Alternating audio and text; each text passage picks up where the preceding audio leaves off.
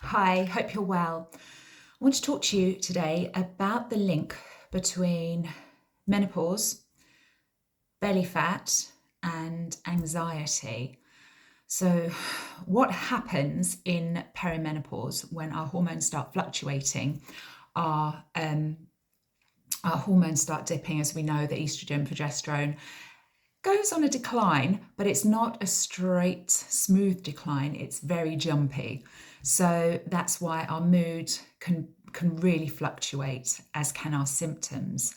But one of the most common symptoms in perimenopause and in menopause is anxiety, increased anxiety.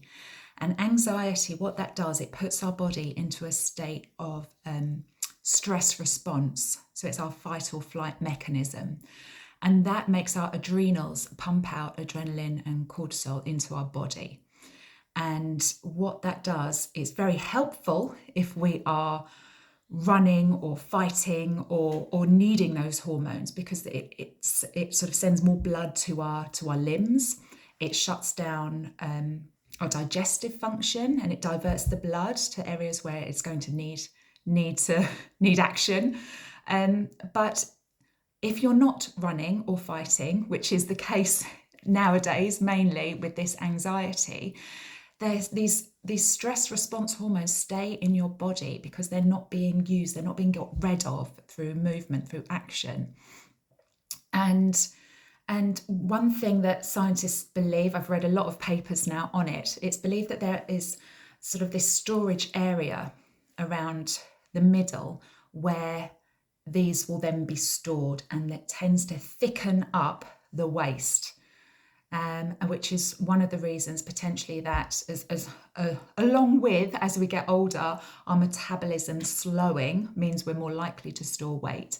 But it seems to be centered around the middle for a lot of women, not all women, but for a lot of women. So it's really important to take control of our anxiety, manage our anxious thoughts. And therapies like RTT, rapid transformational therapy, what I do using hypnosis and implanting positive suggestions into the subconscious, is very effective in treating anxiety. But also exercise like yoga, mindfulness, breathing exercises are also proven to help reduce stress and anxiety.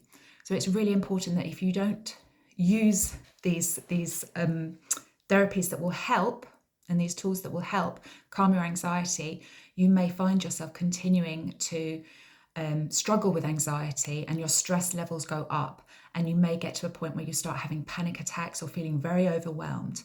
So it's important to know this is a normal symptom of perimenopause and menopause, and you can take action now to do something about it, helping yourself to feel calmer, to feel more at ease, to feel in control of your thoughts.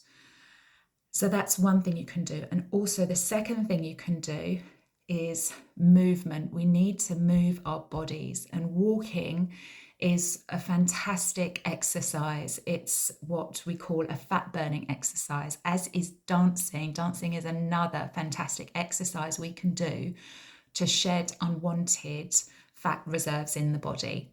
So not also do both instantly walking and dancing reduce your stress levels, reduce your anxiety, stop your adrenals pumping out these stress hormones.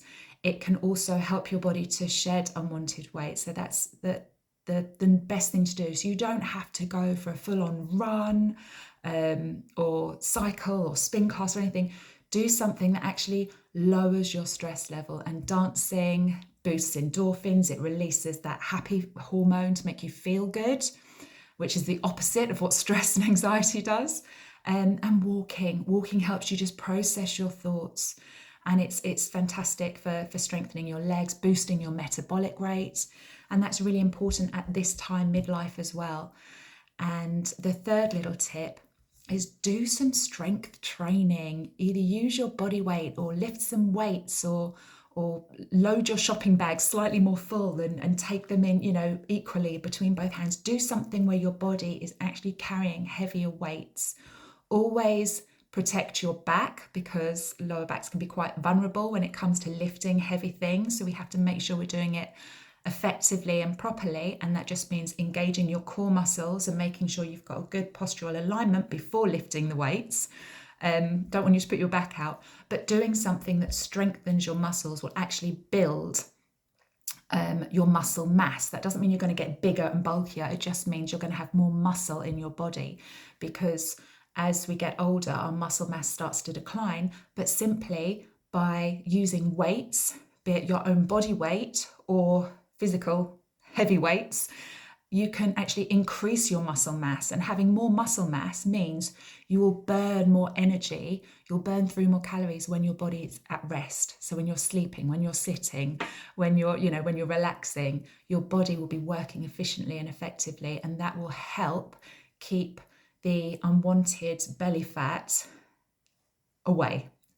So there's these 3 things you can do. So remember to manage your stress and your anxiety, either through RTT therapy, hypnotherapy, relaxation techniques, meditation, breathing, and especially yoga is wonderful.